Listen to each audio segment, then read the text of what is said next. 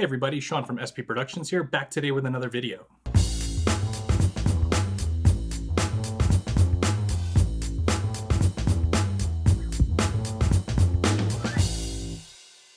So a couple videos ago, I posted a poll about what project I was first going to tackle on this channel, and we decided on the Tomenosuke Blade Runner Blaster.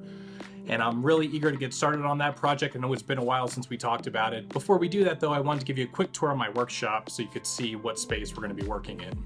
The room we're in right now is actually one of the unused bedrooms in our finished basement. It's a very spacious room, and it's actually got a really nice walk-in closet. I'm really excited to be able to share my workspace with you all, so let's check it out.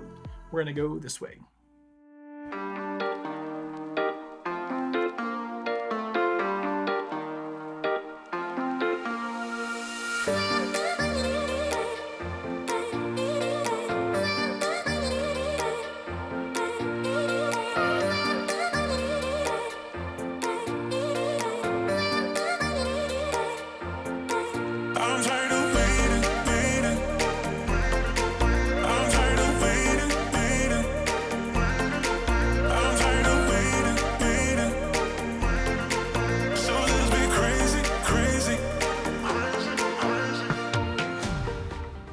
So first up is this old desk. This was a desk that I had in my home office at our old house before we moved. When we moved here, we didn't really have a dedicated office space, so I kind of snatched it up, put it in my workshop. When I was building my Stormtrooper armor kit, I actually had a belt sander that I put on this desk because I was trimming and sanding a lot of those pieces pretty regularly. I've since moved that belt sander up to my garage.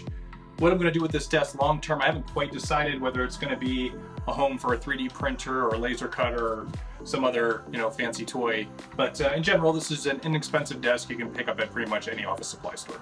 So next up are my costume storage totes. These are the Smart Store totes that you can get from the Container Store, and I'll include a link below if you want to go check them out. I really like these because they come in different sizes. Specifically, they have a shallower version if you have a relatively simple costume that just has soft goods in it. You can kind of fold it up and get it in there nice, or they have a deeper version if you need something with a little bit more space. I really like these because they have a sealable lid and they're stackable, as you can see. So I get my whole costume collection here, and it stores nicely in this little nook that I have within my workshop. So starting from the bottom, I have a Daredevil Vigilante costume from the Netflix series. I have a 10th Doctor costume from Doctor Who. I've got a Han Solo Empire Strikes Back costume. Star Trek The Next Generation Command and Engineering tunics. A Star Trek uniform from the 2009 Star Trek movie with Chris Pine. Tobey Maguire's Spider-Man costume.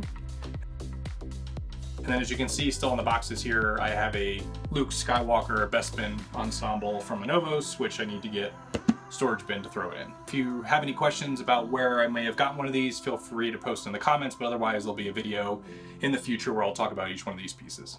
So next up is my chaotic storage shelf. This is your average run-of-the-mill wire grade shelf that you can buy at a Home Depot or Lowe's or any hardware store.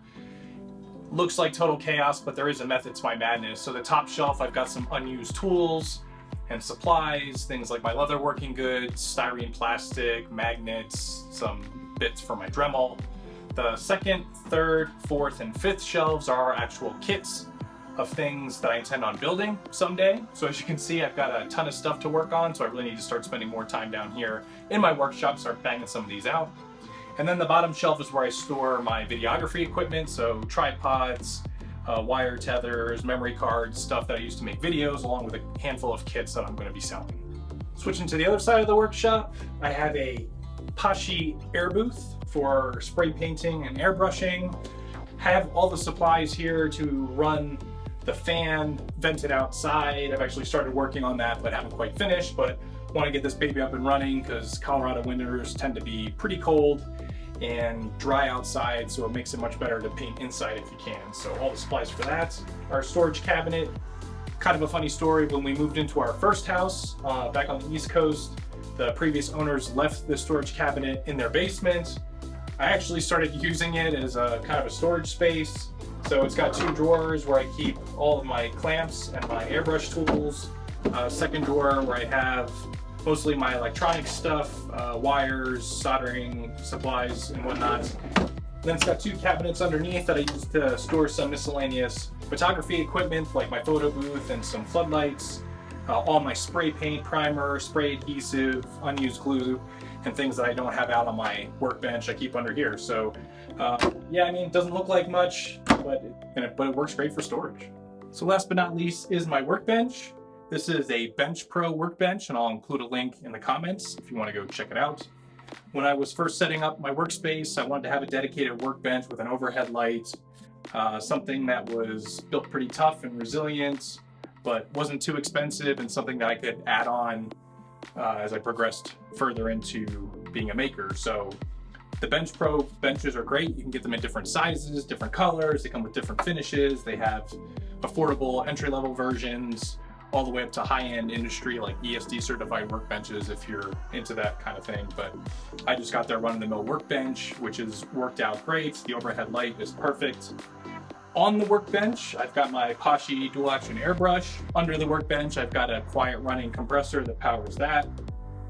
Got some storage containers that you can get at Michael's.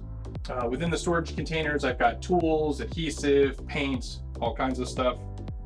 Some other adhesives and glues on the bench top that I actually use pretty frequently. Then a Bose speaker so I can listen to tunes while I'm working. And then a magnifying glass so I can see smaller objects that I might be working on. And then tucked away under the workbench is this little roll-away Black & Decker toolkit. This was actually one of the first toolkits I got right after we got married. It just kind of naturally evolved into my workshop toolkit. So when I originally set up my workshop, I bought a lot of entry-level stuff with the plan long-term of upgrading them, and I think the time's finally come where I can get some new shelving, some better magnifying glasses, lighting and whatnot incorporated into part of the workshop. So I think I'm going to need a hand with this. Hi guys. So this is my son Alex, and he's going to be helping me out today. I'm tired of waiting, waiting. I'm tired of waiting, waiting. I'm tired of waiting, waiting. So let's be crazy, crazy.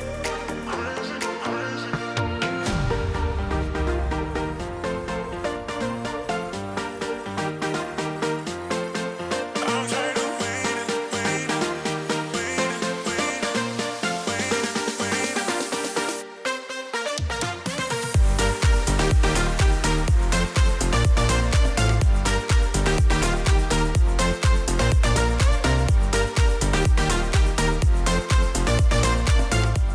So there you have it. So I got a new work chair, installed a new power strip in the back. So now I've got 6 additional outlets and 4 USB ports to plug into, a pegboard where I'm going to hang up all my tools, and an additional shelf which gives me some more workspace so I can put some projects up there. Ran into a couple problems today, but we worked through them, did a pretty good job, and I'm really looking forward to getting to work down here. So thanks, buddy. Nice work. That's it for today's video. I'll catch you in the next one. You gonna say bye? Bye.